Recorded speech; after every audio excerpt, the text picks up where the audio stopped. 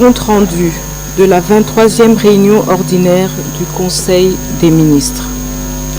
Son Excellence, Monsieur le Président de la République, chef de l'État, Félix-Antoine Tshisekedi Tshilombo, a présidé à la Cité de l'Union africaine à Kinshasa la 23e réunion ordinaire du Conseil des ministres du gouvernement de la République ce vendredi 22 novembre 2024. 5 points étaient inscrits à l'ordre du jour, à savoir 1. Communication de son Excellence, Monsieur le Président de la République, chef de l'État. 2. Point d'information. 3. Approbation d'un relevé de décision du Conseil des ministres. 4. Examen et adoption de dossiers. 5. Examen et adoption de textes. Du point 1. Communication du Président de la République. La communication du Président de la République, chef de l'État, a porté sur 3 points, à savoir: point 1. De la nécessité d'accentuer la lutte contre la criminalité et le banditisme dans la province du Haut-Katanga. Lors de son récent séjour dans cette partie du pays, le Président de la République a eu des échanges avec les caucus des élus, les chefs coutumiers, les autorités politico-administratives, les services de sécurité, la société civile et autres forces vives. Il est ressorti unanimement que la criminalité et le banditisme sont en recrudescence dans la ville de Lubumbashi et ses environs. Ce constat, a-t-il rappelé, a fait l'objet de sa communication lors de la 6e réunion du Conseil des ministres du vendredi 19 juillet 2024, mentionnant la nécessité de combattre la criminalité caractérisée par des actes répréhensibles tels que les vols à main armée, les extorsions, les meurtres dans certaines agglomérations du pays. Dans le souci de sécuriser la population contre ce phénomène, le Président de la République a chargé le vice-premier ministre, ministre de l'Intérieur, Sécurité, Décentralisation et Affaires coutumières, le vice-premier ministre, ministre de la Défense nationale et ancien combattant, le ministre d'État, ministre de la Justice et garde des Sceaux, le gouverneur de la province du Haut-Katanga, l'administrateur général de l'Agence nationale de renseignement, le sous-chef d'état-major des renseignements militaires ainsi que le commissaire général de la police nationale congolaise à concevoir et déployer une stratégie déclinant des actions sécuritaires et répressives à mener à court terme pour éradiquer la criminalité, décrier et davantage asseoir l'autorité de l'État dans la ville de Lubumbashi et ses environs. Un rapport conjoint sur la mise en œuvre de cette instruction devra être produit constamment et une évaluation de la situation est attendue dans les 14 jours. Du point 2, de l'implication des autorités coutumières dans la vie de l'État. À ce sujet, le Président de la République a rappelé que la loi numéro 15/015 du 25 août 2015 fixant le statut des chefs coutumiers est une mise en œuvre de l'exigence constitutionnelle de reconnaître l'autorité coutumière comme socle des valeurs traditionnelles en lui conférant, en plus des responsabilités coutumières, des charges administratives. À part les droits lui reconnus, la loi détermine aussi les obligations du chef coutumier et c'est dans cet ordre qu'un régime des incompatibilités et un régime disciplinaire lui sont appliqués. Avec ce statut particulier, le législateur a voulu désormais associer l'autorité coutumière à la gouvernance orthodoxe et moderne du pays, axée essentiellement sur les textes de loi et règlements, notamment dans le domaine foncier et immobilier. Il apparaît donc la nécessité de se pencher très activement sur des solutions envisagées et adaptées afin que ces chefs jouent pleinement leur rôle et qu'ils participent activement aux côtés de l'autorité administrative pour une bonne régulation de la vie au sein de nos entités territoriales. Le président de la République a aussi noté qu'il existe des conflits de légitimité entre différents chefs, ce qui entraîne régulièrement des soulèvements de différentes franges de notre population et qui ne rend pas aisée la vie dans nos entités territoriales et la collaboration avec l'État.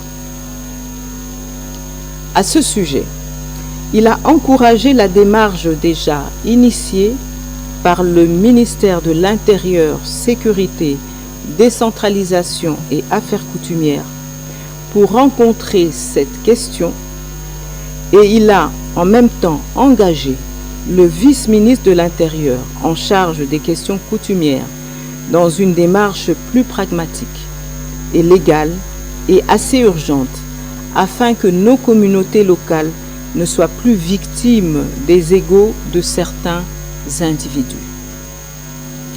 Ainsi, pour gérer globalement cette question de nos autorités coutumières, le président de la République a encouragé le vice-premier ministre, ministre de l'Intérieur, Sécurité, Décentralisation et Affaires coutumières, ainsi que le ministre d'État, ministre de la Justice et garde des Sceaux, le ministre du Budget et le ministre des Finances à mettre en place un mécanisme d'encadrement de rôle et de l'intervention des chefs coutumiers.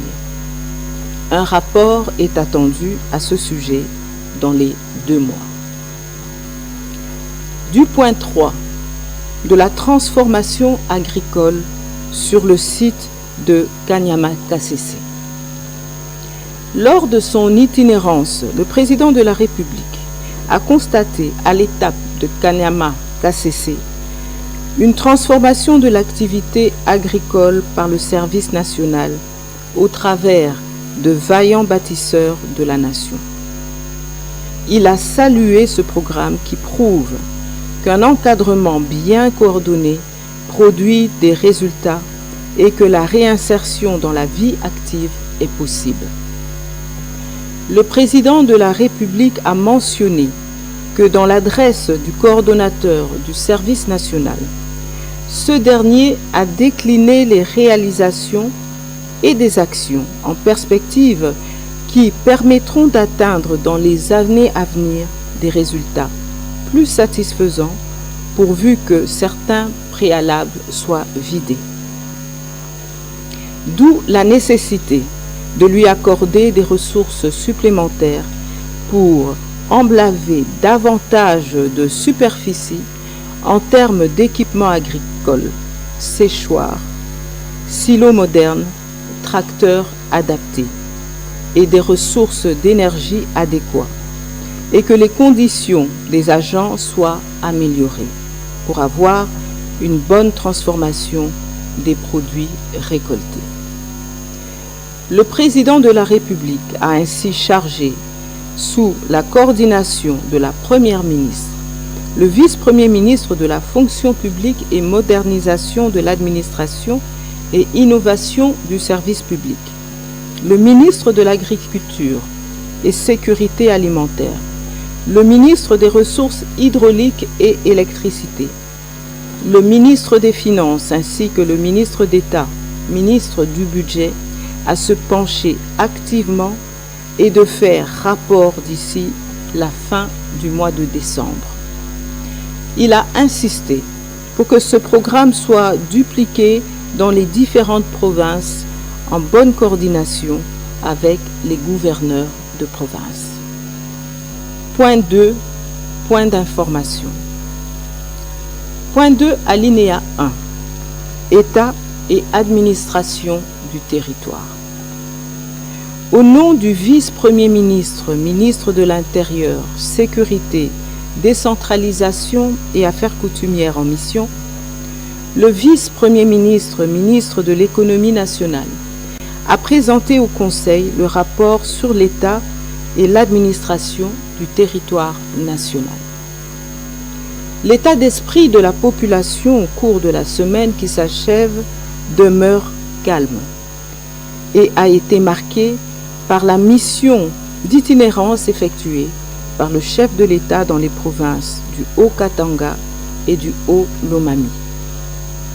Sur un autre chapitre, le vice-premier ministre a rassuré de la poursuite des audiences foraines consacrées à la lutte contre le banditisme urbain à Kinshasa et en province pour décourager cette tendance haussière de l'incivisme. S'agissant des embouteillages, le gouverneur de la ville de Kinshasa a été instruit d'envisager comment procéder dans les prochains jours à la vérification des contrôles techniques, assurances, plaques d'immatriculation, avec comme conséquence que ces contrôles réduiront le nombre de véhicules en circulation et par ricochet influencera les embouteillages. Par ailleurs, le vice-premier ministre a déploré les actes de profanation au mausolée du héros national Lumumba en date du 18 novembre 2024. Il a rassuré que le gouvernement a pris les dispositions quant à la sécurisation et l'entretien du site de ce mausolée. Les enquêtes sont en cours, 6 suspects sont en détention et 2 personnes sont recherchées. La relique est sécurisée. Il a terminé son intervention par la présentation de la situation des sinistres et catastrophes avant de chuter sur la situation aux frontières, tout en rassurant de l'attention du gouvernement sur ces dossiers. Le Conseil a pris acte. Du point 2 à alinéa 2, situation sécuritaire. Prenant également la parole, au nom du vice-premier ministre, ministre de la Défense nationale et ancien combattant en mission, le vice-premier ministre, ministre de l'Économie nationale, a présenté la situation opérationnelle et sécuritaire, particulièrement dans la partie est du pays. Il a fait état d'un calme relatif malgré les attaques récurrentes de l'alliance RDF signalées dans quelques zones et systématiquement déjouées grâce à la résistance farouche des forces armées de la République démocratique du Congo. Entre-temps, les opérations se poursuivent dans le cadre de la traque des miliciens tels que ceux du Codeco en province d'Ituri et les terroristes ADF MTM en territoire de Lubero au nord Kivu. Le vice-premier ministre a rassuré de la détermination de nos forces armées à restaurer la paix et la sécurité dans toutes les zones de défense. Le Conseil a pris acte de ce rapport. Point 2, alinéa 3. Situation épidémiologique en République démocratique du Congo.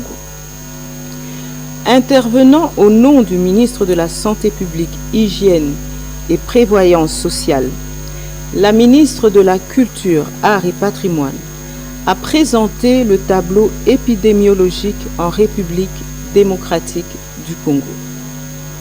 Au sujet du Mpox, une diminution de cas suspects se poursuit, passant de 843 à 478 et une baisse de létalité de 0,36 à 0,21%.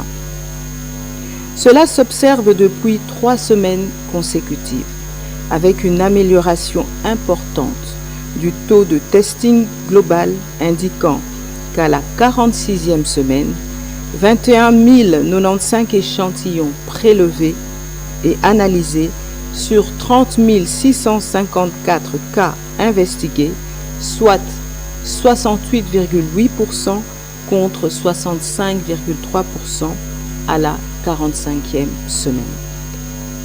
Elle a annoncé la poursuite de la vaccination de 802 personnes contacts au Sud Kivu et de 479 autres dans la zone de santé militaire Kokolo et dans les 2 prisons Makala et Ndolo entre le 7 et le 18 novembre 2024. En ce qui concerne le choléra, la 46e semaine est marquée par une diminution du nombre des nouveaux cas de choléra de 426 à 403 cas suspects, avec une légère hausse du nombre de décès de 3 à 6 décès, soit une létalité de 1,49%. Le Conseil a pris acte de ce rapport. Point 2, alinéa 4. Évolution de la situation récente sur le marché des changes, ainsi que des biens et services. La gouverneure de la Banque centrale du Congo, intervenant en tant qu'invitée, a informé le Conseil que l'économie congolaise continue de bénéficier des effets de renforcement de la coordination des politiques monétaires et budgétaires. La stabilité macroéconomique observée depuis plusieurs semaines se poursuit. Sur le marché des biens et services, le taux d'inflation hebdomadaire s'est situé à 0,11% contre 0,10% la semaine précédente. L'inflation cumulée est ressortie à 10,73% contre 19,74% à la période correspondante de 2023. Sur le marché de change, la monnaie nationale s'est appréciée de 0,67% à l'indicatif, alors qu'au parallèle, elle s'est dépréciée de 0,50%. En cumul annuel, le franc congolais s'est déprécié de 5,65% et 6,30% à l'indicatif et au parallèle respectivement. Les cours mondiaux des produits intéressant l'économie congolaise, à l'exception du cuivre, ont globalement connu une tendance à la baisse au cours de la semaine sous analyse, excepté celui du cobalt qui a augmenté de 9,25%. La gouverneure de la Banque centrale du Congo a recommandé le maintien du dispositif de la coordination des actions au niveau des politiques budgétaires et monétaires et la poursuite de l'exécution des réformes structurelles utiles à la transformation de notre économie. Le Conseil a pris acte de cette note d'information. Point 2, alinéa 5. 2 notes d'information du secteur des transports. Le vice-premier ministre, ministre des Transports, Voies de communication et désenclavement, a présenté au Conseil 2 notes d'information. Première note, préparation des listes des projets à soumettre aux institutions financières chinoises dans le cadre de la coopération sino-congolaise. À ce sujet, le vice-premier ministre, ministre des Transports, Voies de communication et désenclavement, a brossé le rapport de la 4e réunion de la Task Force tenue le 12 novembre 2024 sur la présentation des listes définitives de projets à soumettre à la partie chinoise en vue de leur défense devant les institutions financières chinoises en décembre prochain. Ainsi, pour une approche proactive, il a été recommandé aux ministères sectoriels de soumettre au secrétariat de la Task Force une fiche synthétique de chaque projet une étude de faisabilité APS ou APD accompagnée d'un résumé exécutif pour chaque projet, ainsi que la désignation d'un point focal projet pour chaque ministère. Le vice-premier ministre, ministre des Transports, Voies de communication et désenclavement, a encouragé les ministères qui n'ont pas encore déposé leur projet à le faire au plus tard le 20 novembre 2024. En rappel, la Chine et notre pays ont identifié 7 axes prioritaires pour leur coopération. Il s'agit de infrastructures, aéroportuaires, portuaires et ferroviaires, agriculture, énergie, ressources hydrauliques, transformation des ressources minières, santé, formation professionnelle et échanges culturels, et enfin recherche scientifique. 2. Production du permis de conduire biométrique sécurisé avec puce. Concernant ce dossier, le vice-premier ministre, ministre des Transports, Voies de communication et désenclavement, a fait le point sur l'évolution des préparatifs techniques et opérationnels en vue du lancement de la délivrance du permis de conduire biométrique sécurisé avec puce. Il a assuré que le numéro d'identification national sera intégré après le lancement par l'ONIP de la production de la carte d'identité et le prestataire mettra à la disposition du ministère de l'Intérieur toute la base de données mutualisée, mais aussi des lecteurs de cartes puces et les torches infrarouges pour le contrôle, tout le processus étant digitalisé. Conformément aux clauses contractuelles, une équipe du ministère des Transports, Voies de communication et désenclavement sera en mission dans les 4 sites de la ville de Kinshasa et après à Matadi, Goma, Lubumbashi, Bunia, Buta, Mbandaka, Guadolite, Bukavu et Kindu pour procéder à la vérification et réception des bâtiments déjà construits.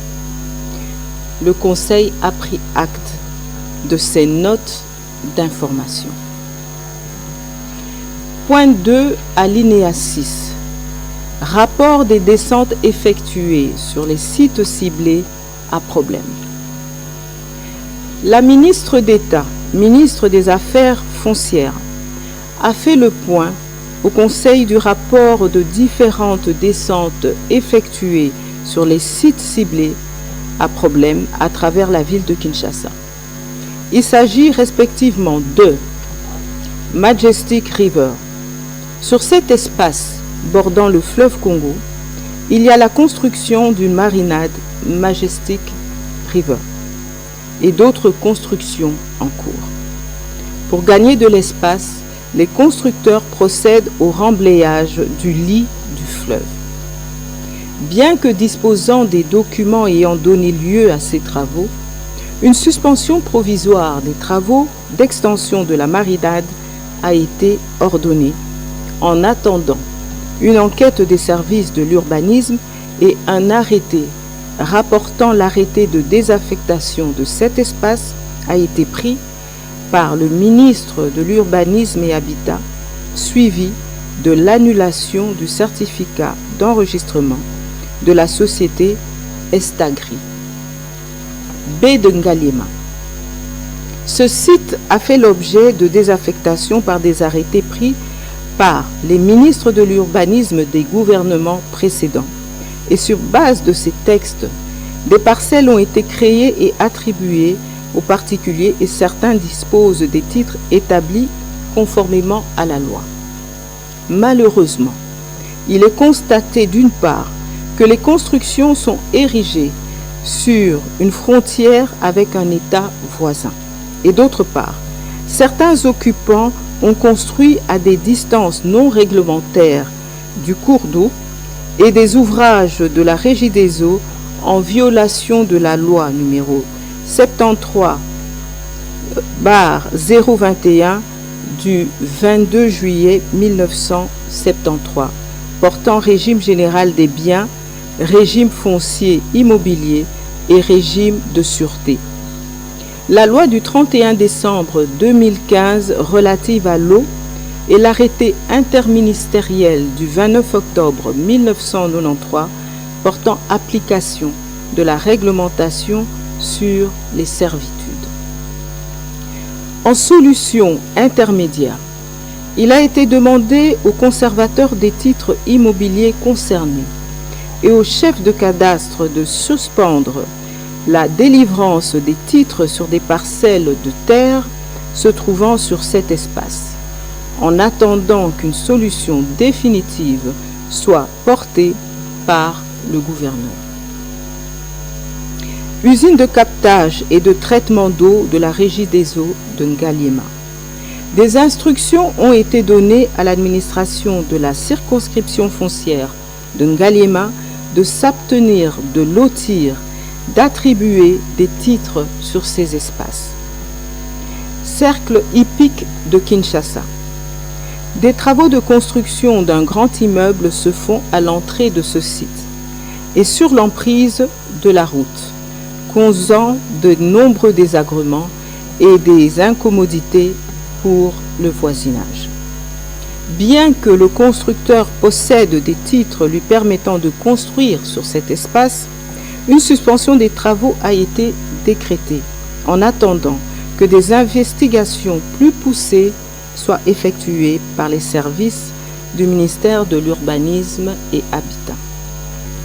Les autres sites ayant fait l'objet du rapport de la ministre d'État, ministre des Affaires foncières, sont la maternité de Kitambo, le terrain en face du stade des Martyrs, le site Sokopao, le terrain de la RVA Nsele, le terrain Badara Nsele, l'ancien cimetière de Kassavubu où le Conseil d'État a été remis dans ses droits, le domaine présidentiel de l'Ansele, etc. Le ministre d'État, ministre des Affaires foncières, a terminé sa note d'information par les causes qui sont à la base de ces problèmes et a avancé quelques pertinentes recommandations. Elle a été complétée par le ministre de l'Urbanisme. Le Conseil a pris acte de ce rapport et a autorisé la poursuite de la mission dans les différents sites en vue d'y rétablir l'ordre et la légalité républicaine. Point 11, alinéa 7. Plan d'action opérationnel actualisé de la stratégie de la réforme des finances publiques. 3 ans après l'adoption par le gouvernement de la stratégie de la réforme des finances publiques 2022-2028 et la mise en œuvre de son plan opérationnel triennal 2022-2024, la vice-ministre des Finances a présenté au Conseil la version actualisée du dit plan opérationnel couvrant la période 2025-2027. Ce plan priorise, suivant une approche réaliste, les domaines, les mesures et actions de réforme, ainsi que les activités à entreprendre sur le moyen terme. Cette démarche opérationnelle permettra au gouvernement de concentrer ses efforts sur des mesures urgentes ayant un impact direct. Il couvre 7 axes stratégiques, à savoir la réforme budgétaire, le renforcement de la politique fiscale et des capacités des administrations fiscales, la gestion de la dépense publique, la comptabilité publique et gestion de la trésorerie, le contrôle des finances publiques, la gouvernance participative des finances publiques et la numérisation des finances publiques. En ce, non compris la gestion des finances provinciales et locales, laquelle est portée par la stratégie de renforcement de la décentralisation financière. Le plan d'action opérationnel 2025-2027 identifie 4 mesures et actions des réformes prioritaires. Ces mesures ainsi que les prérequis s'y rapportent ont été détaillés dans la matrice présentée aux membres du gouvernement. Après son adoption, a précisé la vice-ministre des Finances, le dit plan constituera le tableau de bord pour le Comité national de pilotage de la stratégie de la réforme des finances publiques et fera l'objet d'un suivi régulier lors des réunions périodiques sous la présidence de la Première ministre. Le Conseil a pris acte de cette note d'information. Point 2, alinéa 8. Rapport de l'incident survenu au mausolée de Patrice Emery Lumumba. La ministre de la Culture, Arts et Patrimoine a informé le Conseil qu'en date du 18 novembre 2024, un acte de vandalisme a été perpétré au mausolée du héros national Patrice Emery Lumumba, situé à l'échangeur de Limete à Kinshasa. Cet incident a déclenché une intervention immédiate des autorités compétentes et une enquête judiciaire a été ouverte et a conduit à l'interpellation de 6 agents de sécurité qui sont présentement en détention et 2 autres agents sont en fuite et recherchés activement par les services de sécurité. Au terme de sa descente sur place accompagnée des agents de la police scientifique, pour le constat, le site a été scellé en attendant l'issue des enquêtes judiciaires en cours. La ministre de la Culture, Arts et Patrimoine a eu l'occasion d'échanger avec la famille du héros national et leur a garanti que le gouvernement a pris les dispositions pour améliorer la sécurité du site. Le Conseil a pris acte de ce rapport.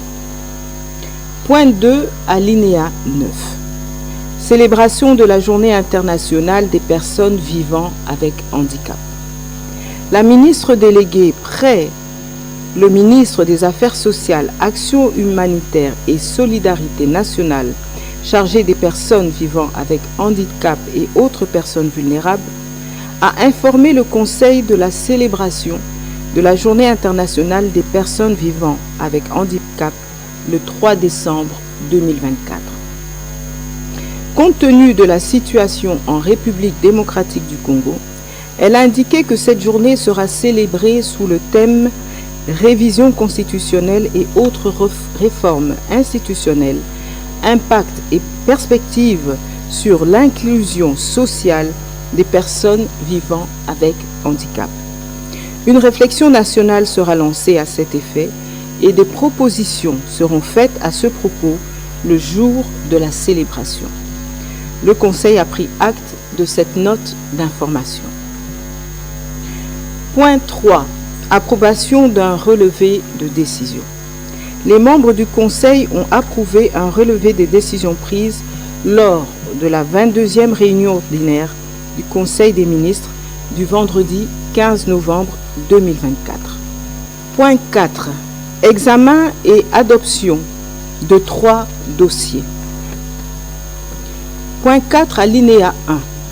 Feuille de route d'accélération des objectifs de développement durable, ODD en sigle, et préparatifs du sommet de l'avenir des Nations Unies. Le vice-premier ministre, ministre du Plan et de la coordination de l'aide au développement, a soumis au Conseil pour examen et approbation la feuille de route d'accélération des objectifs de développement durable, ODD. Il s'agit d'un document qui recense et agence de manière cohérente, temporelle et intégrée les réformes, interventions et actions à fort effet d'entraînement contenues dans les politiques et stratégies nationales et sectorielles. Cette feuille de route d'accélération des ODD propose d'accélérer les trajectoires de projets à partir de 6 axes. Globalement, les actions découlant des interventions et réformes identifiées se chiffrent au minimum à 77,1 milliards de dollars. pour les 6 prochaines années, 2025-2030. S'il est vrai que l'État devra s'engager à apporter un financement idoine de la dite feuille, il est clair que des ressources supplémentaires sont requises pour sa réalisation complète. L'objectif est notamment d'éradiquer l'extrême pauvreté et la faim, d'assurer un accès universel aux services sociaux de base, santé, éducation, eau, énergie, et de lutter contre les changements climatiques. Après débat et délibération, ce dossier a été adopté. Point 4, alinéa 2. Participation au forum Mining Indaba et au PDAC 2025. Le ministre des Mines a évoqué la nécessité pour la République démocratique du Congo de participer au forum Mining Indaba, qui se tiendra du 2 au 6 février 2025 à Cape Town, et au Prospector Developer Association of Canada, PDAC, du 2 au 5 mars 2025 à Toronto. Concernant le forum Mining Indaba, il a indiqué que cet événement axé sur la promotion de la croissance économique à long terme et la durabilité constitue un lieu de rencontre privilégié pour le réseautage, la conclusion d'accords et les discussions sur des sujets tels que les avancées technologiques dans l'exploitation minière.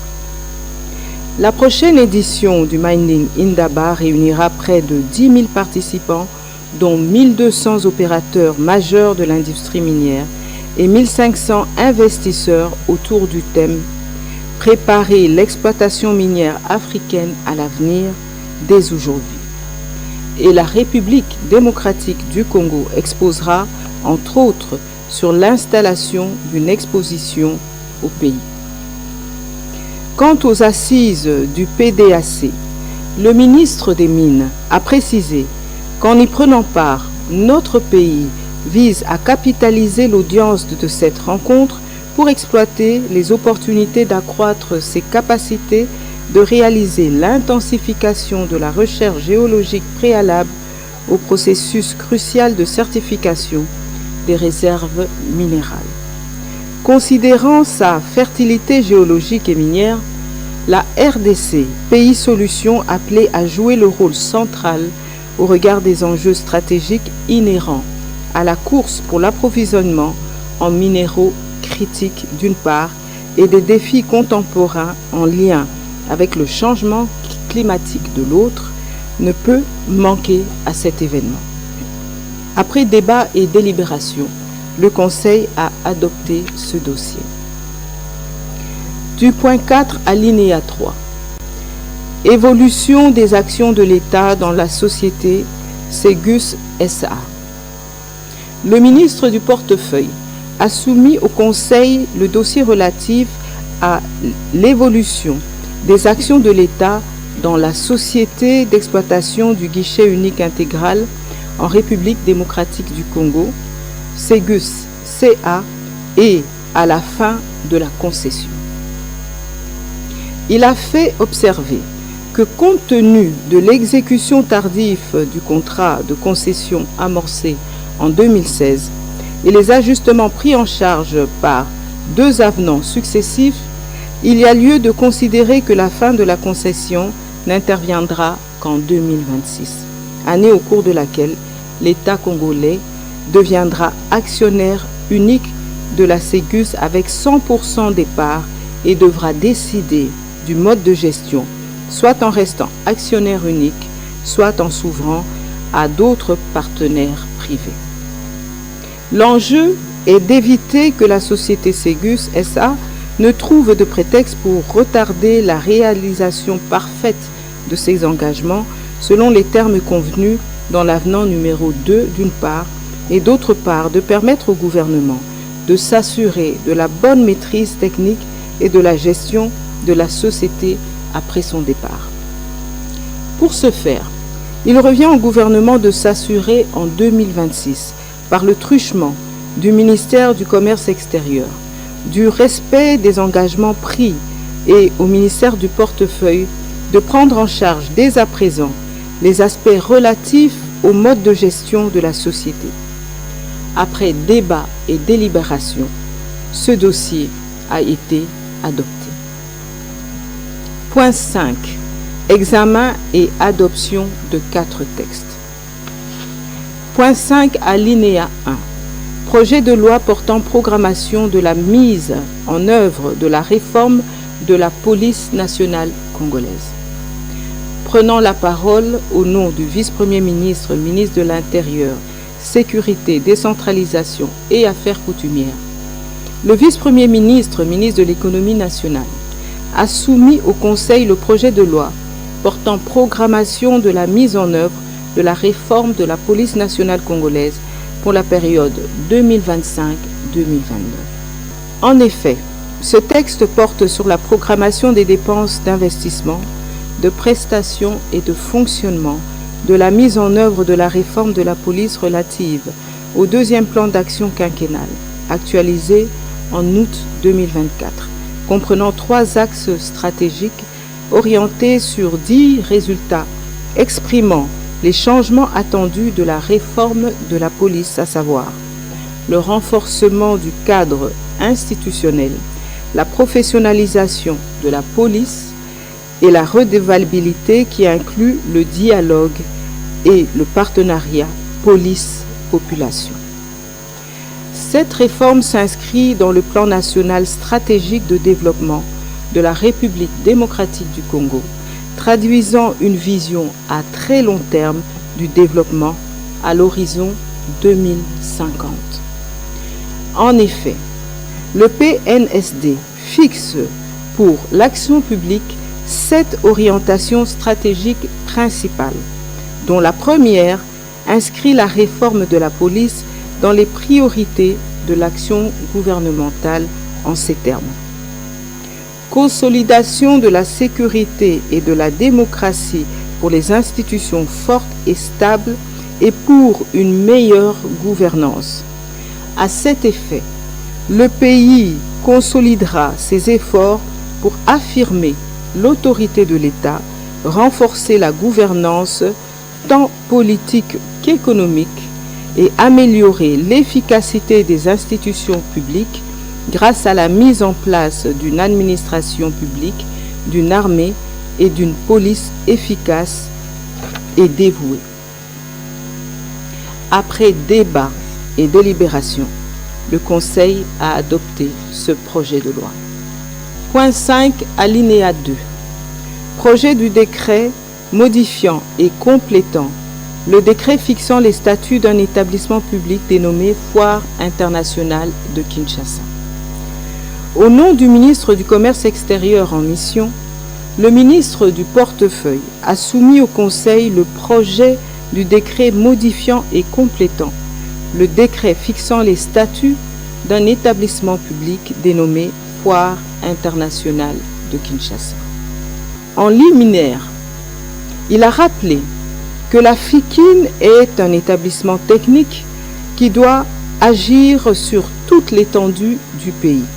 Par conséquent, son appellation devrait pas renvoyer une partie du territoire congolais, alors que chaque province devrait être capable d'organiser des foires provinciales sous tutelle.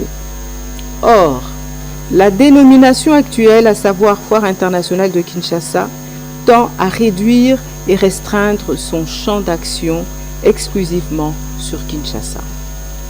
Par ailleurs, la proposition d'une dénomination qui pourrait toucher l'étendue du territoire national serait judicieux tout en gardant la même consonance et une phonétique qui ne dénature pas celle inscrite dans le jargon congolais et qui fait déjà partie du patrimoine social, culturel et historique que représente l'appellation FIKIN dans l'esprit du peuple congolais en général et quinois en particulier. Faisant suite aux résolutions du dernier conseil d'administration de la FIKIN, tel que mentionné sur le procès-verbal numéro 11 de réunion ordinaire du conseil d'administration du 18 juillet 2024 et en se basant sur la suite de l'article susmentionné qui souligne que des agences peuvent être ouvertes en tout lieu à travers le pays sur décision du conseil d'administration, compte tenu également de notre politique d'extension. Le ministère du Commerce extérieur a proposé le changement de l'actuelle raison sociale en Foire internationale du Congo-Kinshasa, en sigle FICKIN. Cette nouvelle appellation répond à ces deux critères pour répondre à la problématique posée, à savoir la non-limitation du champ d'action qu'à Kinshasa et la sauvegarde d'une résonance du patrimoine inscrit dans le jargon congolais. Par voie de conséquence, cela implique la modification de tous les textes légaux régissant cet établissement, notamment le décret précité.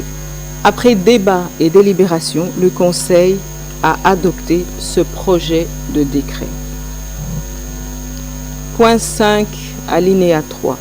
Deux projets de loi relevant du secteur des hydrocarbures. Le ministre des Hydrocarbures a soumis au Conseil deux projets de loi pour examen et approbation. Premier projet de loi portant autorisation de ratification de l'accord de gouvernance et de gestion de la zone maritime d'intérêt commun, ZIC en sigle, du 13 juillet 2023. Pour la mise en œuvre effective de l'accord de Luanda de 2007 précité, ainsi que la concrétisation du CPP en vue d'un début effectif des travaux dans la ZIC, les gouvernements d'Angola et de la RDC ont signé à Kinshasa le 13 juillet 2023 un accord de gouvernance et de gestion de la ZIC et son avenant à Luanda le 3 octobre 2024, lesquels établissent les principes de gouvernance et de gestion répondant aux intérêts des deux pays, agissant au travers le concessionnaire ANPG et l'État congolais représenté par le ministère des Hydrocarbures. Cependant, la nature transfrontalière de la ZIC suppose la mise en œuvre d'un accord de gouvernance et de gestion de la ZIC. C'est pour cela que les parties ont convenu que la prise d'effet effectif du CPP signé à Luanda le 21 décembre 2023 est conditionnée à la ratification par la République d'Angola et par la République démocratique du Congo après vote de la loi de ratification par les parlements respectifs de l'accord de gouvernance et de gestion de la ZIC. Deuxième projet de loi autorisant la ratification de l'accord de coopération et son avenant portant sur l'exploration des hydrocarbures et l'exploitation des gisements communs entre le gouvernement de la République de l'Ouganda et le Conseil exécutif de la République du Zaïre, signé à Kampala respectivement le 23 juin 1990 et le 25 janvier 2008. À ce sujet, le ministre des Hydrocarbures a d'abord rappelé la crainte de voir l'Ouganda en phase d'exploitation complète de l'huile contenue dans les réserves communes qui se localisent le long de la ligne de frontière ou encore de procéder à la modification intentionnelle de la dite ligne en sa faveur. Ainsi, évoquant les termes des dispositions de l'accord, en son article 4, portant principe du dit accord, il est énoncé que tout gisement commun sera développé et exploité conjointement en tant qu'entité indivisible. En ratifiant cet accord de coopération, notre pays veut encourager et faciliter les activités géophysiques complètes et systématiques, ainsi que d'autres activités d'exploration pétrolière dans la probable ZIC avec l'Ouganda. Partant de la ratification du présent accord, constitue donc un préalable en vue de la mise en œuvre des recommandations formulées, notamment dans l'accord Nguru-Doto, signé en Tanzanie le 8 septembre 2007, portant sur la coopération bilatérale entre la République démocratique du Congo et l'Ouganda. Après débat et délibération, le Conseil a pris acte de ces 2 projets de loi. Commencé à 15h20, la réunion du Conseil des ministres a pris fin à 20h10. Je vous remercie.